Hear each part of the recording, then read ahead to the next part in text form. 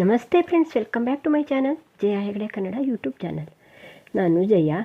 Friends, ನಾನು online ಅಂದರೆ ಮೀಶೋದಿಂದ ಗುಲಾಬಿ ಗಿಡಗಳನ್ನು ತರಿಸಿದ್ನಲ್ಲ, ಅದನ್ನು ರೀಪಾಟಿಂಗ್ ಮಾಡೋದು ಹೇಗೆ, ಯಾವ ರೀತಿ ಪಾಟಿಂಗ್ ಮಿಕ್ಸ್ನ ಹಾಕೋದ್ರಿಂದ ಗಿಡ ತುಂಬ ಚೆನ್ನಾಗಿ ಬರುತ್ತೆ ಅಂತಲೂ ಕೂಡ ಹೇಳ್ತೀನಿ. ಪಾಟಿಂಗ್ ಮಿಕ್ಸ್ನ ತಯಾರಿ ಮಾಡಿಕೊಂಡು ನಿಮಗೆ ಇದರ ರಿಪೋರ್ಟಿಂಗ್ ಮಾಡಿ ತೋರಿಸ್ತೀನಿ. ನೋಡ್ಬೋದು, ಇದು ಭತ್ತದ ಹೊಟ್ಟಲ್ಲಿ ನೆಟ್ಟಿದ್ದಾರೆ. ಒಂದು ಸ್ವಲ್ಪ ಮಣ್ಣಲ್ಲಿ ಹಾಕಿ ಭತ್ತದ ಹೊಟ್ಟಲ್ಲಿ ನೆಟ್ಟಿದ್ದಾರೆ. ಈ ರೀತಿ ಇದೆ. ಪ್ಲ್ಯಾಂಟ್ ಕೂಡ ಯಾವ ರೀತಿ ಇದೆ ಅಂತ ನೋಡಿ. ಇದು ಹೆಚ್ಚಾಗಿ ನನ್ನ ಪ್ರಕಾರ ಇದು ಕಾಡು ಗುಲಾಬಿ ಆಗಿರ್ಬೋದು, ಇಲ್ಲ ಅಂದರೆ ಮಿನೇಚರ್ ವೆರೈಟಿ, ಅಂದರೆ ಸಣ್ಣ ಸಣ್ಣ ಹೂವಾಗತ್ತಲ್ಲ, ತುಂಬ ಹೂವಾಗತ್ತಲ್ಲ, ಆ ವೆರೈಟಿ ಆಗಿರ್ಬೋದು. ಕಾಡು ಗುಲಾಬಿ ಆದರೆ ಈ ಕಸಿ ಎಲ್ಲ ಮಾಡ್ತಾರಲ್ಲ, ಅದಾಗಿರ್ಬೋದು ಅಂತ ಅನ್ಕೋತೀನಿ. ಯಾಕಂದರೆ ಇದರಲ್ಲಿ ಮೊಗ್ಗಿಲ್ಲ. ಇಷ್ಟು ಚಿಗುರಿದ್ರೆ ಮೊಗ್ಗು ಬಂದುಬಿಡತ್ತೆ. ಕೆಲವೊಂದು ನಮ್ಮ ಈ ಸಣ್ಣ ಸಣ್ಣ ಗುಲಾಬಿ ಎಲ್ಲ ಸ್ವಲ್ಪನೂ ಮೊಗ್ಗಿಲ್ಲದೆ ಇರೋದ್ರಿಂದ ಆ ರೀತಿ ಗುಲಾಬಿ ಏನೋ ಅಂತ ನನಗನ್ಸುತ್ತೆ. ನಾನು ಮೋಸ ಹೋದೆ ಅಂತ ನನಗೆ ಭಾವನೆ ಬರ್ತಾ ಇದೆ. ನೋಡೋಣ, ಹೂವು ಆದಮೇಲೆ ನಿಮಗೆ ಇದರ ಅಪ್ಡೇಟನ್ನು ಕೊಡ್ತೀನಿ. ಹೂವಾದರೆ, ಇಲ್ಲಾಂದರೆ ಅದು ಯಾವ ರೀತಿ ಇದೆ ಅಂತ ಕೂಡ ನಾನು ನಿಮಗೆ ಅಪ್ಡೇಟನ್ನು ಕೊಡ್ತೀನಿ. ಈಗ ಅದನ್ನು ರೀಪಾಟಿಂಗ್ ಮಾಡೋಣ. ತುಂಬ ಚೆನ್ನಾಗಿ ಬರಲಿಕ್ಕೆ ಈ ರೀತಿ ಪಾಟಿಂಗ್ ಮಿಕ್ಸಲ್ಲಿ ರಿಪಾಟಿಂಗ್ ಮಾಡೋದ್ರಿಂದ ತುಂಬ ಚೆನ್ನಾಗಿ ಬರುತ್ತೆ. ನೀವಿನ್ನೂ ನನ್ನ ಚಾನಲ್ನ ಹೊಸದಾಗಿ ನೋಡ್ತಾ ಇದ್ದೀರಿ, ಸಬ್ಸ್ಕ್ರೈಬ್ ಮಾಡದೆ ನೋಡ್ತಾ ಇದ್ದೀರಿ, ಸಬ್ಸ್ಕ್ರೈಬ್ ಮಾಡಿಕೊಂಡು ಹಾಗೆ ಪಕ್ಕದಲ್ಲಿರೋ ಬೆಲ್ಲೈಕನ್ ಕ್ಲಿಕ್ ಮಾಡಿ ಆಲ್ ಅಂತ ಸೆಲೆಕ್ಟ್ ಮಾಡ್ಕೊಳ್ಳೋದ್ರಿಂದ ನಾನು ಹಾಕುವ ಎಲ್ಲ ವಿಡಿಯೋದ ನೋಟಿಫಿಕೇಷನ್ ನಿಮಗೆ ಬರುತ್ತೆ.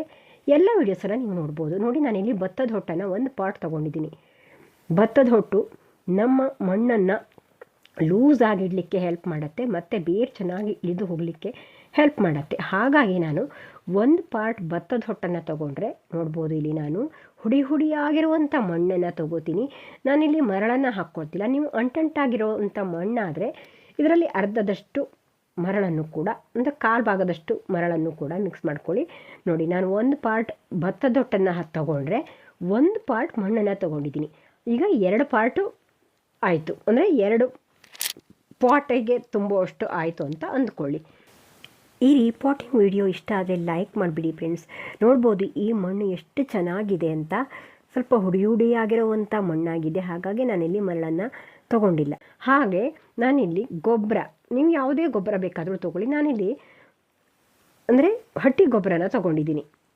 ನೋಡಿ, ಎಲೆ ಮತ್ತು ಸಗಣಿಯಿಂದ ಮಾಡಿರುವಂಥ ಸ್ವಲ್ಪ ಹಳೇದಾಗಿರುವಂಥ ಗೊಬ್ಬರ. 2 ಪಾರ್ಟ್ ಗೊಬ್ಬರವನ್ನು ತೊಗೋತೀನಿ. ಅಲ್ಲಿ ಭತ್ತದ ಹೊಟ್ಟು ಮಣ್ಣು ಸೇರಿ 2 ಪಾರ್ಟ್ ಇದೆ. ಅಷ್ಟೇ ಪ್ರಮಾಣದಲ್ಲಿ ನಾನಿಲ್ಲಿ ಮಣ್ಣನ್ನು ತೊಗೋತೀನಿ. ಅದು 2 ಸೇರಿ 2 ಪಾರ್ಟ್ ಆದರೆ ಗೊಬ್ಬರನ ನಾವು 2 ಪಾರ್ಟ್ ಗೊಬ್ಬರನ ತೊಗೋಬೇಕು. ಗುಲಾಬಿ ಗಿಡ ಹೆವಿ ಫೀಡರ್, ಹಾಗಾಗಿ ನಾವು ಇಲ್ಲಿ ಗೊಬ್ಬರವನ್ನು ಜಾಸ್ತಿ ಹಾಕಿ ನೆಟ್ಟಾಗ ಗಿಡ ತುಂಬ ಚೆನ್ನಾಗಿ ಬರುತ್ತೆ, ಬೇರು ಇಳಿದು ಹೋಗುತ್ತೆ, ಮತ್ತು ದಪ್ಪನಾಗಿ ಚಿಗುರು ಬರಲಿಕ್ಕೆ ಈ ರೀತಿ ಪಾಟಿ ಮಿಕ್ಸ್ನ ಹಾಕೋದ್ರಿಂದ ಹೆಲ್ಪ್ ಆಗತ್ತೆ. ಚೆನ್ನಾಗಿ ಹೂ ಬಿಡತ್ತೆ ಈ ರೀತಿ ಹಾಕಿದಾಗ. ನಾವು ನೋಡ್ಬೋದು 2 ಪಾರ್ಟ್ ನಾನಿಲ್ಲಿ ಗೊಬ್ಬರವನ್ನು ಹಾಕ್ಕೋತೀನಿ. ಇದನ್ನು ಹಾಕಿ ಆಮೇಲೆ ನೀವು ಸ್ವಲ್ಪ ಫಂಗಿಸೈಡ್ ಕೂಡ ಹಾಕ್ಕೋಬೋದು. ನಾನು ಫಂಗಿಸೈಡನ್ನು ಹಾಕಿಲ್ಲ. ನೋಡ್ಬೋದು, ನಾನಿಲ್ಲಿ ಇದು ನಿಮ್ ಕೇಕ್ ಪೌಡರ್ 1 ಬೌಲ್ ಆಗುವಷ್ಟು ಹಾಕ್ಕೊಂಡಿದ್ದೀನಿ. ಹಾಗೆ ಇದು ಬೋನ್ ಮಿಲ್ ಕೂಡ 1 ಕಪ್ ಆಗುವಷ್ಟು ಹಾಕ್ಕೊಂಡಿದ್ದೀನಿ. ಬೋನ್ ಮಿಲ್ ಹಾಕೋದ್ರಿಂದ ಗಿಡ ಚೆನ್ನಾಗಿ ಬರುತ್ತೆ. ಇದಕ್ಕೆ ಬೇಕಾದರೆ ಎಪ್ಸಮ್ ಸಾಲ್ಟನ್ನು ಹಾಕ್ಬೋದು. ನಾನು ಇಲ್ಲಿ ಹಾಕಿಲ್ಲ, ಆಮೇಲೆ ನೀರು ಮಾಡಿ ಹಾಕಿದ್ದೀನಿ. ನೋಡ್ತಾ ಹೋಗಿ, ವಿಡಿಯೋನ ಪೂರ್ತಿಯಾಗಿ ನೋಡಿದರೆ ನಾನು ಏನೇನು ಮಾಡಿದ್ದೀನಿ ಅಂತ ಗೊತ್ತಾಗತ್ತೆ. ಇದು ಆನ್ಲೈನ್ ಪ್ಲ್ಯಾಂಟುಗೆ ನಾವು ಸ್ವಲ್ಪ ಫಂಗಿಸೈಡನ್ನು ಹಾಕಿ ನೆಡಬೇಕಾಗತ್ತೆ, ಯಾಕಂದರೆ ಸ್ವಲ್ಪ ಅದು ಫಂಗಸ್ ಎಲ್ಲ ಇದ್ದರೆ ಹೋಗತ್ತೆ. ಹಾಗೆ ನೋಡಿ, ನಾನು ಇದು ಚೆನ್ನಾಗಿ ಮಿಕ್ಸ್ ಮಾಡ್ಕೊಂಡು ನಾನು ಇವತ್ತು ಕವರಲ್ಲಿ ನೆಡ್ತೀನಿ. ಯಾಕಂದರೆ ಇದು ನನಗೆ ಡೌಟ್ ಇದೆ, ಅಂದರೆ ಇದು ಮಿನೇಚರ್ ವೆರೈಟಿನೋ ಏನೋ ಅಂತ. ನೋಡೋಣ, ಪಾಟಿಗೆ ಹಾಕಿದರೆ ಮತ್ತೆ ರಿಪಾಟಿಂಗ್ ಮಾಡಬೇಕಾಗತ್ತೆ. ಹಾಗಾಗಿ ನಾನಿಲ್ಲಿ 12 ಇಂಚ್ ಕವರ್ನ ತಗೊಂಡು ನೆಟ್ಕೋತೀನಿ. ನೋಡೋಣ, ಅದು ಹೂ ಬಿಟ್ಟ ಮೇಲೆ ಆಮೇಲೆ ಪಾಟಿಗೆ ಶಿಫ್ಟ್ ಮಾಡ್ಕೋತೀನಿ. ಇನ್ನು ಈ ಕವರಿಗೆ ಹಾಕ್ಕೊಂಡು ಮಣ್ಣನ್ನು ಫಿಲ್ ಮಾಡ್ಕೋತೀನಿ. ಇದೇ ರೀತಿ ಪಾಟಿಂಗ್ ಮಿಕ್ಸಲ್ಲಿ ನೀವು ಯಾವುದೇ ಗಿಡ ನೆಟ್ಟರೂ ಕೂಡ ತುಂಬ ಚೆನ್ನಾಗಿ ಬರುತ್ತೆ. ನೋಡ್ಬೋದು, ಮಣ್ಣು ಜಾಸ್ತಿ ಕಾಣಲ್ಲ, ಗೊಬ್ಬರ ಮತ್ತು ಭತ್ತದ ಹೊಟ್ಟು ಚೆನ್ನಾಗಿ ಕಾಣಿಸುತ್ತೆ. ಕೆಲವು ಜನ ಈಗೀಗ ಬರೀ ಭತ್ತದ ಹೊಟ್ಟಲ್ಲಿ ಕೂಡ ಗಿಡಗಳ ಗೊಬ್ಬರ ಮತ್ತು ಭತ್ತದ ಹೊಟ್ಟಲ್ಲಿ ನೆಡ್ತಾರೆ. ಆ ಗಿಡ ತುಂಬ ಚೆನ್ನಾಗಿ ಬರುತ್ತೆ. ಈ ಸಿಂಡರಲ್ಲಿ ಎಲ್ಲ ಗುಲಾಬಿ ಗಿಡಗಳನ್ನ ನೆಡ್ತಾರಲ್ಲ, ಅದೇ ರೀತಿ ಇದರಲ್ಲೂ ಕೂಡ ಚೆನ್ನಾಗೇ ಬರುತ್ತೆ ಗೊಬ್ಬರ ಮತ್ತು ಭತ್ತದ ಹೊಟ್ಟನ್ನು ಹಾಕಿದರೆ. ಆದರೆ ನಾನು ಸ್ವಲ್ಪ ಮಣ್ಣನ್ನು ಮಿಕ್ಸ್ ಮಾಡ್ಕೊಂಡಿದ್ದೀನಿ. ನಾವು ಮಣ್ಣನ್ನು ಮಿಕ್ಸ್ ಮಾಡ್ಕೊಂಡಿಲ್ಲದೆ ಹೋದರೆ ನೀರನ್ನು ದಿನಕ್ಕೆ 2 ಬಾರಿ ಹಾಕಬೇಕಾಗತ್ತೆ ಬೇಸಿಗೆಲೆಲ್ಲ. ಹಾಗಾಗಿ ಸ್ವಲ್ಪನಾದರೂ ನಾವು ನೀರನ್ನು ಮಣ್ಣನ್ನು ಮಿಕ್ಸ್ ಮಾಡ್ಕೊಳ್ಳೋದ್ರಿಂದ ಚೆನ್ನಾಗಿರುತ್ತೆ ಅಂತ ನಾನು ಮಣ್ಣನ್ನು ಕೂಡ ಮಿಕ್ಸ್ ಮಾಡ್ಕೊಂಡಿದ್ದೀನಿ. ನೋಡ್ಬೋದು ಇಲ್ಲಿ ಬರೀ ಭತ್ತದ ಹೊಟ್ಟಲ್ಲಿ ಇದೆ, ಎಷ್ಟು ಚೆನ್ನಾಗಿ ಬೇರು ಬಂದಿದೆ ಅಂತ. ಗಿಡ ಏನೋ ಹೆಲ್ದಿಯಾಗಿದೆ, ಬೇರು ಕೂಡ ಚೆನ್ನಾಗಿದೆ. ಆದರೆ ಇದು ವೆರೈಟಿ ಈ ಕಸಿನೆಲ್ಲ ಮಾಡ್ತಾರಲ್ಲ ಆ ರೀತಿ ವೆರೈಟಿ ಇರ್ಬೋದು ಅಂತ ಅನ್ಕೋತೀನಿ. ನೋಡೋಣ, ಆ ರೀತಿ ವೆರೈಟಿ ಆದರೆ ನಾನು ಸ್ವಲ್ಪ ಕಸಿನೆಲ್ಲ ಮಾಡಬೇಕು ಅಂತ ಅಂದ್ಕೊಂಡಿದ್ದೀನಿ. ನನಗೆ ಇದಾದರೂ ಪರವಾಗಿಲ್ಲ. ಈ ಕಾಡು ಗುಲಾಬಿ ನನ್ನ ಹತ್ರ ಇರಲಿಲ್ಲ, ಅಂದರೆ ಈ ಕಸಿ ಕಟ್ಟುವಂಥ ಗುಲಾಬಿ ಪ್ಲ್ಯಾಂಟ್ ನನ್ನ ಹತ್ರ ಇರಲಿಲ್ಲ. ಅದಾದರೂ ಓಕೆ, ನನಗೆ ಅದು ಚೆನ್ನಾಗಿ ಬಂದರೆ ನಾವು ಕಸಿನ ಮಾಡ್ಕೋಬೋದು. ಈ ಗಿಡಕ್ಕೆ ಕಸಿ ಮಾಡ್ಬೋದು. ನಾವು ಪೇಟೆಯಿಂದೆಲ್ಲ ತರ್ತೀವಲ್ಲ, ಅದು ನಮಗೆ ಕಟಿಂಗನ್ನು ಹಾಕೋಕ್ಕೆ ಬರಲ್ಲ. ಸ್ವಲ್ಪ ಅದನ್ನು ನಾವು ಕಸಿನ ಮಾಡಿ ಮತ್ತೊಂದು ಪ್ಲ್ಯಾಂಟನ್ನು ಮಾಡ್ಕೋಬೇಕಾಗತ್ತೆ. ಆಗ ಈ ಪ್ಲ್ಯಾಂಟಿಗೆ ನಾವು ಕಸಿ ಕಟ್ಕೋಬೋದು. ಇದು ಸ್ವಲ್ಪ ರೋಗ ಕಡಿಮೆ ಇರುತ್ತೆ ಈ ರೀತಿ ಪ್ಲ್ಯಾಂಟ್ಗಳಲ್ಲಿ, ಹಾಗಾಗಿ ಇದಕ್ಕೆ ಕಸಿ ಕಟ್ತಾರೆ. ನಾನು ಈ ಗಿಡ ಚೆನ್ನಾಗಿ ಬಂದರೆ, ಹೂ ಬಿಡದೆ ಹೋದರೆ ನೋಡೋಣ, ಕಸಿ ಕಟ್ಬಿಡ್ತೀನಿ ಇದಕ್ಕೆ. ಹಾಗಾಗಿ ಈ ರೀತಿ ಪಾಟಿಂಗ್ ಮಿಕ್ಸಲ್ಲೇ ನಾನು ರಿಪಾಟಿಂಗ್ ಮಾಡ್ಕೋತಾ ಇದ್ದೀನಿ.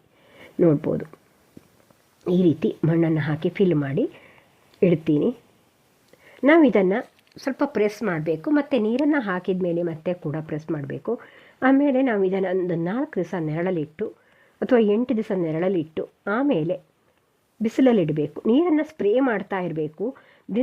ಇವತ್ತು ಸ್ವಲ್ಪ ನೀರನ್ನು ಜಾಸ್ತಿ ಹಾಕಿ ನಾಳೆಯಿಂದ ದಿನಕ್ಕೆ 1 ಸಾರಿ ನೀರನ್ನು ಹಾಕಿ ಮತ್ತು ಎಲೆಗಳ ಮೇಲೂ ಕೂಡ ಸ್ಪ್ರೇ ಮಾಡ್ತಾ ಇರಿ. ಆಗ ಮಾತ್ರ ಚೆನ್ನಾಗಿ ಬರುತ್ತೆ. ಎಲೆ ಬಾಡಿದರೆ ಬರಲ್ಲ ಚೆನ್ನಾಗಿ. ಹಾಗೆ ನೋಡಿ, ಇಲ್ಲಿ ನಾನು 1 ಲೀಟರ್ ನೀರಿಗೆ 10 ml ಆಗುವಷ್ಟು ಎಪ್ಸಮ್ ಸಾಲ್ಟನ್ನು ಹಾಕಿ ಚೆನ್ನಾಗಿ ಮಿಕ್ಸ್ ಮಾಡಿ ಈ ಗಿಡಗಳಿಗೆ ಸ್ಪ್ರೇ ಕೂಡ ಮಾಡ್ತೀನಿ. ಮತ್ತು ಮಣ್ಣಿಗೂ ಕೂಡ ಸ್ವಲ್ಪ ಜಾಸ್ತಿನೇ ಇವತ್ತು ಹಾಕ್ತೀನಿ. ಆಮೇಲೆ ನಾವು ಈಗ 1 ತಿಂಗಳ ಇದಕ್ಕೆ ಯಾವುದೇ ಫರ್ಟಿಲೈಸರನ್ನು ಹಾಕೋ ಅವಶ್ಯಕತೆ ಇಲ್ಲ. ಚೆನ್ನಾಗಿ ಬೇರು ಬಂದ ಮೇಲೆ ಅದಕ್ಕೆ ನೀವು ಎಲ್ಲ ರೀತಿಯ ಫರ್ಟಿಲೈಸರ್ ಕೂಡ ನೀವು ಇದಕ್ಕೆ ಹಾಕ್ಕೋಬೋದು. ಆಗ ಗಿಡ ಚೆನ್ನಾಗಿ ಬರುತ್ತೆ. ಲಿಕ್ವಿಡ್ ಫರ್ಟಿಲೈಸರನ್ನು ಹಾಕೋದ್ರಿಂದ ಗಿಡ ಹೆಲ್ದಿಯಾಗಿ ಕೂಡ ಬರುತ್ತೆ. ನಾನಿಲ್ಲಿ ಎಪ್ಸಮ್ ಸಾಲ್ಟನ್ನು ನೀರನ್ನು ಮಿಕ್ಸ್ ಮಾಡಿ ಹಾಕಿದ್ದೀನಿ. ಸ್ವಲ್ಪ ನೀರನ್ನು ಜಾಸ್ತಿ ಹಾಕಿ ಇವತ್ತು. ಆಮೇಲೆ ದಿನಕ್ಕೆ 1 ಸಾರಿ ನೀರನ್ನು ಹಾಕಿ ಮತ್ತು ಸ್ಪ್ರೇ ಮಾಡ್ತಾಯಿರಿ. ಆಮೇಲೆ 8 ದಿವಸದ ನಂತರ ನೋಡಿ, ನಾನಿಲ್ಲಿ ಪ್ರೆಸ್ ಮಾಡ್ತಾಯಿದ್ದೀನಿ, ಅದು ಫಿಕ್ಸ್ ಆಗುತ್ತೆ ಅಂತ. 8 ದಿವಸದ ನಂತರ ನೀವು ಇದನ್ನು ಬಿಸಿಲಲ್ಲಿಡಿ. ಬಿಸಿಲಲ್ಲಿ ಇಟ್ಟಾಗ ಚೆನ್ನಾಗಿ ಚಿಗುರು ಬರುತ್ತೆ ಗಿಡಗಳು. ಇಲ್ಲ ಅಂದರೆ ನೆರಳಲ್ಲಿ ಇಟ್ಟಾಗ ಹೂ ಬಿಡಲ್ಲ. ಯಾವುದೇ ಗಿಡ ಆದರೂ ಅಷ್ಟೇ. ಈ ಗುಲಾಬಿ ಗಿಡಗಳಿಗೆ ಚೆನ್ನಾಗಿ ಬಿಸಿಲು ಬರುವಂಥ ಜಾಗ ಬೇಕು. ಹಾಗಾಗಿ ಒಂದು 4 ರಿಂದ 5 ಗಂಟೆಗಳ ಕಾಲ ಬಿಸಿಲು ಬರಬೇಕು. ಏಪ್ರಿಲ್ ಮೇ ಬಿಸಿಲು ಸ್ವಲ್ಪ ಅವಾಯ್ಡ್ ಮಾಡಿದರೆ ಆಯಿತು. ಅಂದರೆ ಆ ಟೈಮಲ್ಲಿ ಒಂದು 2 ರಿಂದ 3 ತಾಸು ಬಿಸಿಲು ಬಂದರೆ ಸಾಕಾಗತ್ತೆ. ತುಂಬ ಬಿಸಿಲು ಬಂದರೂ ಕೂಡ ಹೂವು ಹಾಳಾಗಿಬಿಡತ್ತೆ. ನೋಡ್ಬೋದು, ನಾನು ಸ್ಪ್ರೇ ಕೂಡ ಮಾಡಿದ್ದೀನಿ ಇಲ್ಲಿ. ಗುಲಾಬಿ ಗಿಡಗಳ ಆರೈಕೆ ಮತ್ತು ಕಟಿಂಗ್ ಹಾಕೋದು ಎಲ್ಲ ರೀತಿಯ ವಿಡಿಯೋಸ್ ನನ್ನ ಚಾನಲಲ್ಲಿ ಇದೆ. ಬೇಕಾದರೆ ನೀವು ನೋಡ್ಕೋಬೋದು. ಯಾವುದಾದ್ರೂ ಪ್ರಾಡಕ್ಟ್ ಲಿಂಕ್ ಬೇಕಾದರೆ ನಾನು ಫ್ಲಿಪ್ಕಾರ್ಟಿಂದ ಲಿಂಕ್ ಹಾಕ್ತೀನಿ. ನೀವು ಗೊಬ್ಬರಗಳು ಮತ್ತು ಎಪ್ಸಮ್ ಸಾಲ್ಟು ಯಾವುದೇ ಬೇಕಾದರೂ ತರಿಸ್ಕೊಳ್ಳಿ. ಈ ವಿಡಿಯೋನ ಪೂರ್ತಿಯಾಗಿ ನೋಡಿದ್ದಕ್ಕೆ ಧನ್ಯವಾದ ಫ್ರೆಂಡ್ಸ್. ಏನಾದರೂ ಡೌಟ್ ಇದ್ದರೆ ಕಮೆಂಟ್ ಮಾಡಿ. ಈ ಗುಲಾಬಿ ಗಿಡದ ಲಿಂಕನ್ನು ಹಾಕಲ್ಲ, ಯಾಕಂದರೆ ನನಗಿದು ಡೌಟ್ ಇದೆ. ನೋಡ್ಬೋದು. Thank you for watching. Bye. ಮುಂದಿನ ವಿಡಿಯೋಲಿ ಸಿಗ್ತೀನಿ.